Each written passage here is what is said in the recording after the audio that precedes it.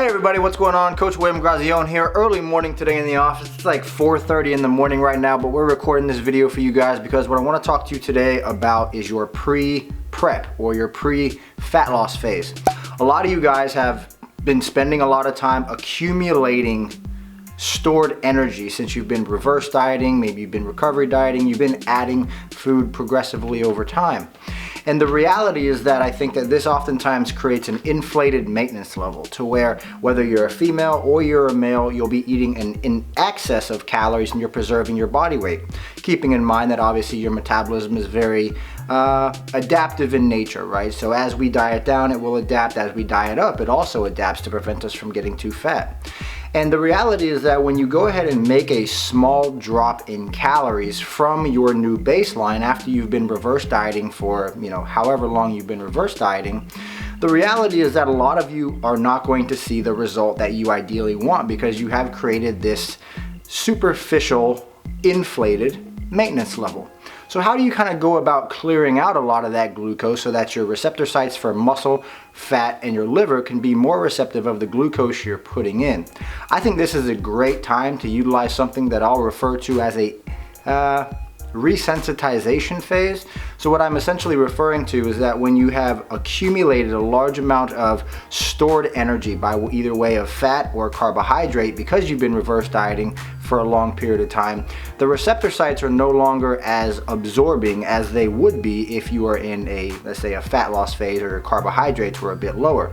Now, the result of not doing this typically makes people spin their wheels, especially coaches. I've made this mistake before. If you're a coach watching this video, you've probably made this mistake before, and you're probably thinking to yourself, why have I dropped this client's calories 300, 400, sometimes even 500 calories, and there's absolutely nothing happening, and you end up spending 3 or 4 weeks just kind of wasting time. Something that I posted about yesterday on my Instagram was kind of a case study that I've been doing on one of my clients named Kim over in the UK. And Kim had been reverse dieting for probably about 6 to 8 months before we actually started her competition preparation. And I knew that she was, 25, maybe even 27 or so pounds over what her, ideal stage weight would be. So what we decided to do is we decided to start with a higher fat, moderate carbohydrate and higher protein approach to start out. And we utilized this for about 2.5 weeks.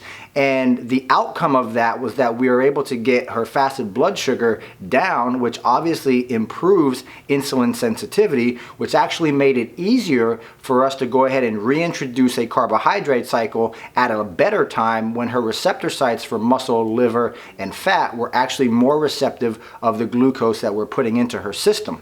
So if you happen to be somebody who either is A, going to start a competition prep, or B, start a fat loss phase, and you've been reverse dieting for a long period of time, it may be a good idea for you to go ahead and utilize a resensitization phase of lowered carbohydrate.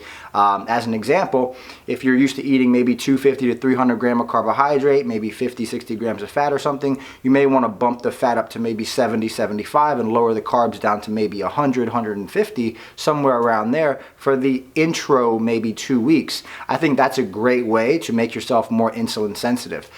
Based off of a case study I actually did on myself, I've been able to take my fasted blood sugar anywhere from like 115, 120 all the way down into the 80s just within less than a week. So think about that. Think about how receptive your receptor sites are when your fasted blood glucose is around 80, 85 in comparison to a 115, 120.